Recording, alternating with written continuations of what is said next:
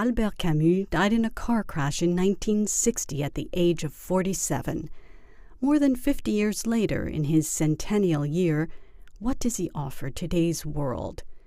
A new study, A Life Worth Living, Albert Camus and the Quest for Meaning, by Robert Zaretsky, confronts the issue directly. Canapé visits with the scholar who explains Camus' beliefs about rebellion, social injustice, and the function of the writer. There are many ways in which you can measure his significance for us today. There's, of course, the beauty of his writing, the sheer lyricism of his essays, or many of which he wrote in the 1930s when he was still obscure, or the equal lyricism of his last work, the unfinished novel, The First Man. So there's the beauty of his writing, which means as much to us today, and I believe will mean as much to future generations as it meant to Camus' contemporaries. Dans toutes les circonstances de sa vie, obscures ou provisoirement célèbres, jeté dans les fers de la tyrannie ou libre pour un temps de s'exprimer, l'écrivain peut retrouver le sentiment d'une communauté vivante qui le justifiera à la seule condition qu'il accepte autant qu'il peut les deux charges qui font la grandeur de son métier, le service de la vérité et celui de la liberté. A true moralist is somebody who cannot live at peace with himself as long as there are issues, there are questions of political or economic or moral import that are yet to be resolved. This, for me, is Camus' true significance, that he was one of our age's great moralists. His writings on Algeria, which are heartbreakingly honest, his efforts to explain what was taking place in Algeria, what was at stake in Algeria, to both the French, to the Pieds Noirs, and to the Arabs and to the Berbers. He was trying to speak to all of them. He truly believed that, in his famous phrase, that the French and the Arabs and Berbers were condemned to live together. As a consequence, dialogue was of the utmost importance. In Tunisia, where the revolt struggles to find a democratic resolution, rap is the art that threatens the autocracy. In its ongoing chronicle of the Tunisian arts, Canapé reports on the trial of rapper Ouellet El-Khanz.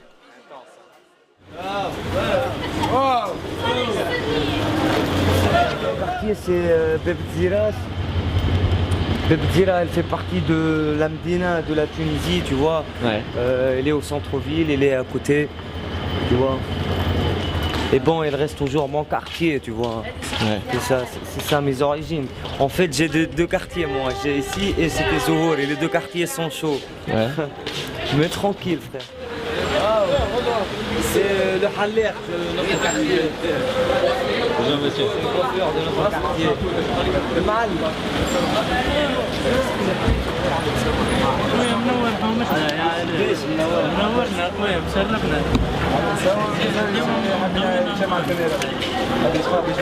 Il y a beaucoup de problèmes ici, il y a beaucoup de problèmes humains ici, tu vois. Et à chaque fois, chaque gouvernement, il n'a rien fait pour nous, et puis pour des quartiers comme ça, tu vois, et puis pour tous les quartiers de toute la Tunisie, tu vois. C'est pour ça qu'on a la haine contre eux, tu vois. Ouais. Moi, personnellement, j'ai la haine contre le pouvoir et contre les contre-pouvoirs, tu vois. Les deux, pour moi, sont des cons. Ils sont des chiens, tu vois, parce que chaque personne, il pense que pour lui et pour son entourage, tu vois. Il ne pense pas pour toute la Tunisie. C'est ça le problème.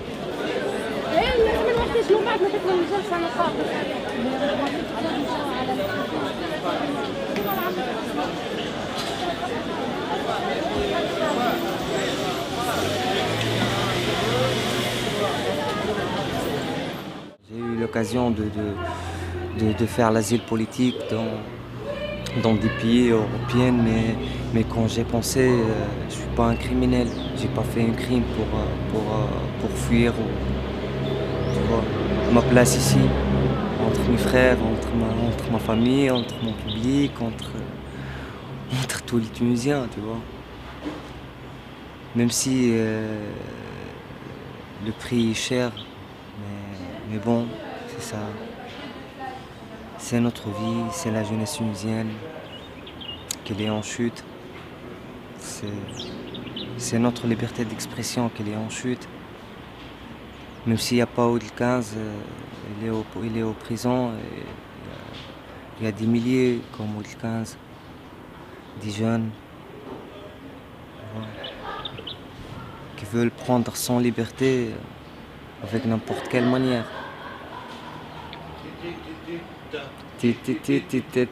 C'est la chanson fameuse de Cafon. Ouais.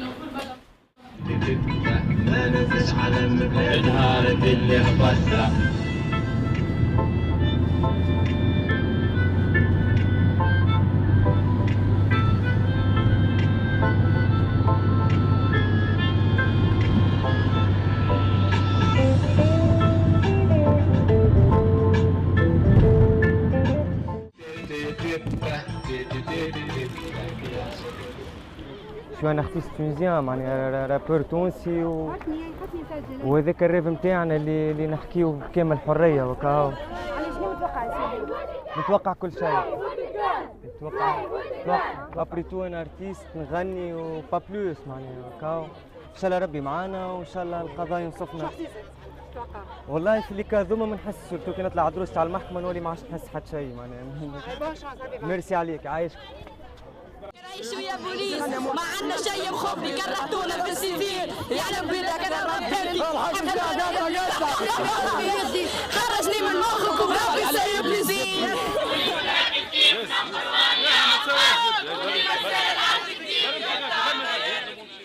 بتدوروا في جيبي ما خلاش الهم، بتبعدوا صبري كبري ما عندنا شي مخي خاف، بتبعدوا راسي صبري كبري عصري او خلاف.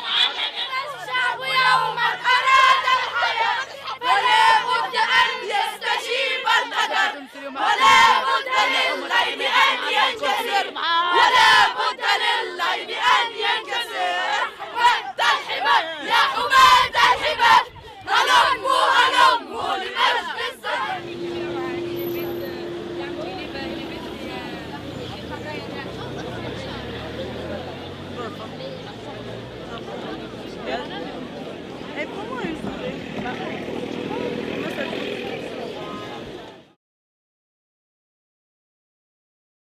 If there were a godfather of French Caribbean literature, it would certainly be Aimé Césaire from Martinique. At the age of 26 in 1939, he published the poem cycle Notebook of a Return to My Native Land, a work that influenced both French and world literature. An active politician, he was also a voice for liberation from colonialism. Canapé revisits its homage to him in 2008 at his death, and visits a centennial celebration in 2013.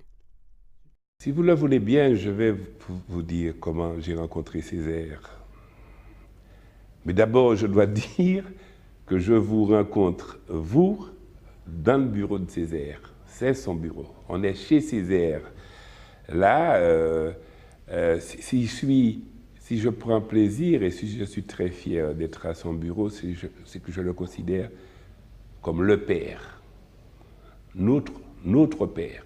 Cet homme, Aimé Césaire, a fait de la mairie, du service municipal, la plus grosse entreprise de la Martinique. Il a tenté de mettre un pain dans chaque famille. Dans chaque famille. Donc voilà ma meilleure rencontre avec Césaire avant de rencontrer ses livres, avant de rencontrer ses écrits.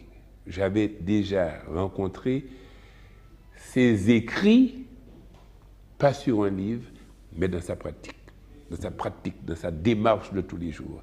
Ce que cet homme véhiculait en lui, cette espèce de bonté. Et le courage de cet homme à cette époque. Parler de Césaire maintenant peut nous laisser croire que c'était facile avant. Quand Césaire il y a un discours sur le colonialisme, et il dit, si je peux lire, Une civilisation qui s'avère incapable de résoudre les problèmes que suscite son fonctionnement est une civilisation décadente. Une civilisation qui choisit de fermer les yeux à ses problèmes les plus cruciaux est une civilisation atteinte. Une civilisation qui ruse avec ses principes est une civilisation moribonde.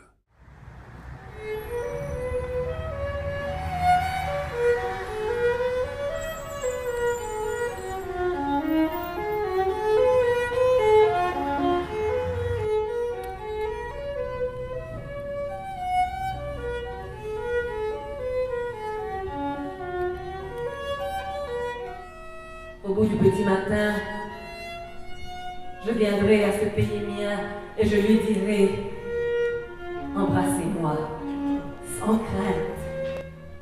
Et si je ne sais que parler, mais c'est pour vous que je parlerai. Ma bouche sera la bouche des malheurs qui n'ont point de bouche. Ma voix, la liberté de celle qui s'affaisse au cachot du désespoir. Et venant, je me dirai à moi-même, gardez-vous bien, mon corps, aussi bien que mon âme, de vous croiser les bras en l'attitude stérile du spectateur. Car la vie n'est pas un spectacle, car une mer de douleur n'est pas un prosénium, car un homme qui crie n'est pas un ours qui danse, car ce qui est à moi, c'est une petite cellule dans le Jura. Ce qui est à moi, c'est un homme emprisonné de blanc. Un homme seul dans la mer inféconde de sable blanc. Un homme seul guetté par l'épervier blanc de la mort blanche. Un homme seul qui défie les cris blancs de la mort blanche. Toussaint, Toussaint l'ouverture. Ma bouche sera la bouche des malheurs qui n'ont point de bouche. Ma voix, la liberté de celle qui s'affaisse au cachot du désespoir.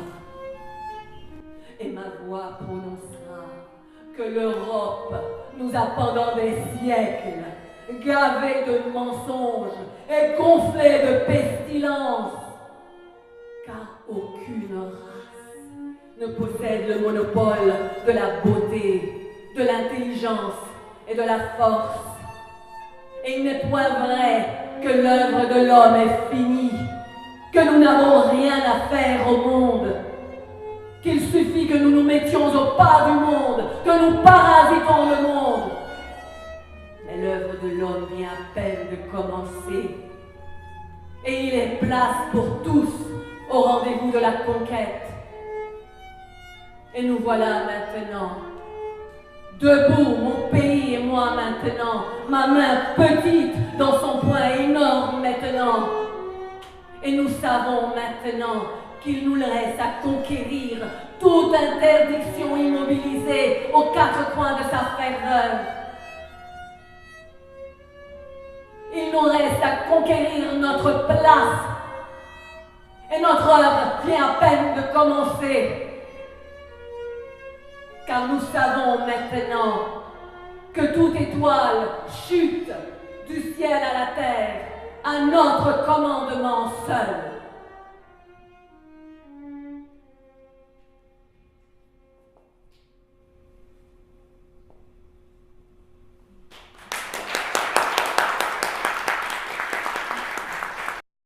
November means thousands of runners come to New York for the marathon. But this year, a much smaller but no less dedicated group organized their own marathon, a nomadic reading of Swann's Way, the first volume of Marcel Proust's vast masterpiece, Remembrance of Things Past. First published in 1913, the book contains several of the most famous scenes in all of modern literature, among them the unexpected effects of dipping a cookie in a cup of tea. Outside the window, the balcony was gray. Suddenly, on its sullen stone, I did not see a less drab color, but I felt as if it were an effort toward a less drab color, the pulsation of a hesitant ray that struggled to release its light. A moment later, the balcony was as pale and luminous as a pond at dawn, and 1,000 reflections of its ironwork lattice had come to alight on it. A breath of wind dispersed them. The stone grew dark again, but as though tamed, they returned. The stone began imperceptibly to whiten, and by one of those unbroken crescendos, like those which, in music, at the end of an overture, carry a single note to the supreme fortissimo, making it pass rapidly through all the intermediate stages, I saw it reach that fixed, unalterable gold of fine days, on which the sharply cut shadow of the ornate balustrade stood out in black, like a capricious vegetation, with a delicacy in the delineation of their smallest details that seemed to indicate a deliberate application, an artist's satisfaction, and with so much relief, so velvety in the restfulness of its dark and happy mass, that in truth, those broad and leafy reflections on that lake of sunshine seemed to know that they were pledges of calm and happiness. Brief, fading ivy climbing, fugitive flora, the most colorless, the most depressing to many minds of all that creep on walls or decorate windows, to me the dearest of them all, from the day when it appeared on our balcony like the very shadow of the presence of Gilberte, who was perhaps already in the Champs-Élysées. And as soon as I arrived there, would greet me with, "Let's begin at once to play prisoner's base. You are on my side," frail, swept away by a breath, but at the same time in harmony, not with the season, but with the hour. A promise of that immediate happiness that the day will deny or fulfill, and thereby of the immediate happiness par excellence, the happiness of love, softer, warmer on the stone than even moss is, alive, a ray of sunshine sufficed to give it birth and make joy bloom even in the heart of winter. And on those days, when all other vegetation had disappeared, when the fine green leather that covered the trunks of the old trees is hidden beneath the snow, after the snow had ceased to fall, but when the sky was still too overcast for me to hope that Gilberte would venture out, then suddenly, inspiring my mother to say, "Look, it's quite fine now. I think you might perhaps try going to the Champs-Élysées after all." On the mantle of snow that covered the balcony, the sun would appear and weave threads of gold and embroidered dark shadows. That day we would find no one, or one solitary girl, on the point of leaving, who assured me that Gilberte was not coming. There are bitter grapes, even at a Bordeaux chateau that produces world-class wines. Such is the premise of the French film You Will Be My Son, written and directed by Gilles Legrand. The family drama charts the difficult relationship between father and son as the issue of who will lead the enterprise into the future looms. Canapé talks with filmmaker Legrand and César award-winning actor Niels Arestrup about portraying a family in conflict with itself. Tu peux compter sur moi. Toi? Oui, j'ai fait une école. Faut avoir un nez, faut avoir un palais. Toi, t'as que de l'oreille. For the owner of this estate, it's a big responsibility and to choose. But you know, in the movie takes time in 1 month. You know, just before the harvest and just after the harvest. You know, and he has a big emergency. A huge responsibility to know how to do it now. Are you able to take care of the harvest or are you not? And he decided that his son was maybe too young, and you know, and he has, and because of this emergency, maybe it destroyed the love story supposed to have between the father and son. But you know, this is not. There is a big question for me. What? Are you obliged to love your children until, I don't know, when you are very young, it's a young boy or a until 20 years, or you have to love your children. But you know, after, if it depends a lot of things. So you are, I think you are not obliged to love your children until the end. And in the other way, you are not obliged to love your father until the end. So that's some question that I try to speak in the movie, but you know, it's a movie first. It's a sort of entertainment who can make you thought a little, make you think a little.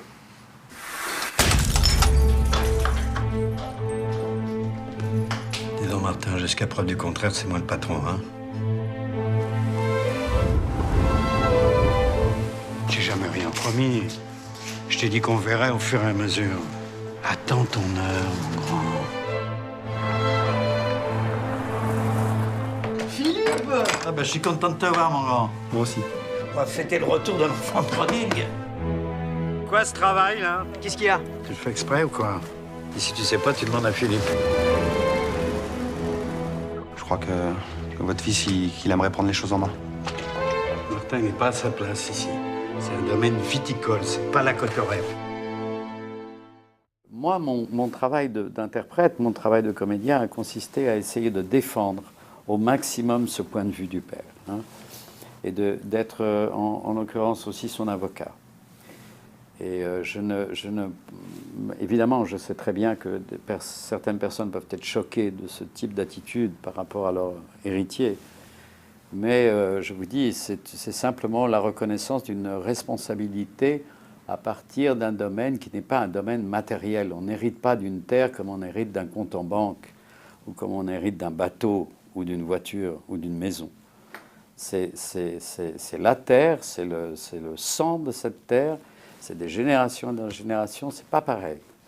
Je peux vous hériter d'une voiture, ça va, c'est pas difficile.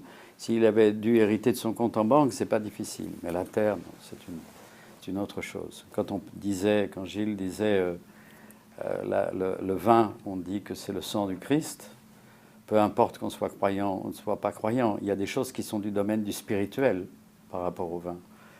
Et voilà, et cet homme est convaincu de ce rapport très fort au terroir et à la culture, à l'histoire de ce pays aussi, de la France, qui a vécu de cette légende, de cette histoire et de cette culture pendant des siècles.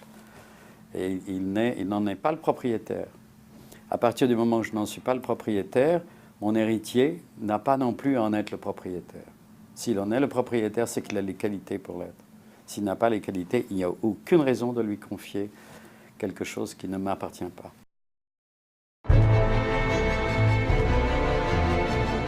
Merde, à la fin, tu dois lui parler.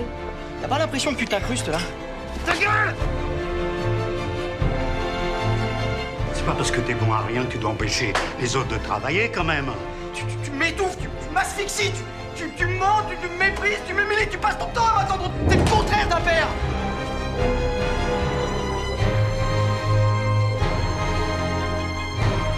Vous croyez vraiment qu'on peut jouer avec les gens comme avec des Playmobil?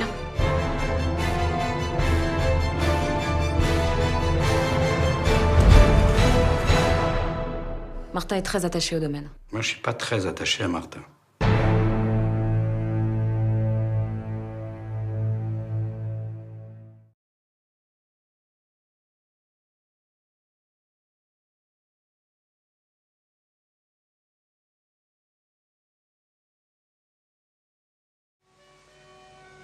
It's the most beautiful set in the world. And against this set, 8 million Parisians act out a play or boo and hiss it. And after all, it's only they, the Parisians, who are able to tell us what makes Paris what it is in this lovely month of May.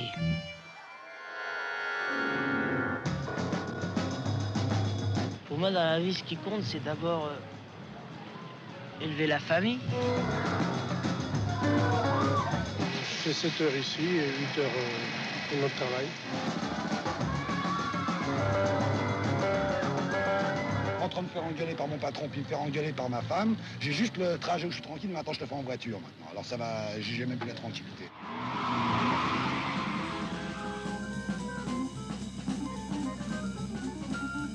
Demain, on pourrait instaurer la semaine de 30 heures. Il n'y a que des obstacles moraux.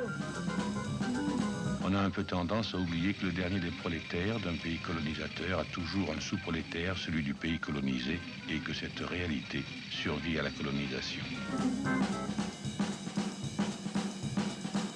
Ma grand-mère m'avait toujours dit « méfie-toi des Français ». Vous croyez à l'amour?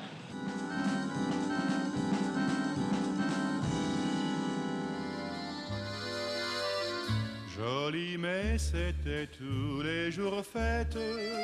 Il était né coiffé de muguet. Sur son cœur il portait la rosette, la légion du bonheur, joli mais. Sur son cœur il portait la rosette.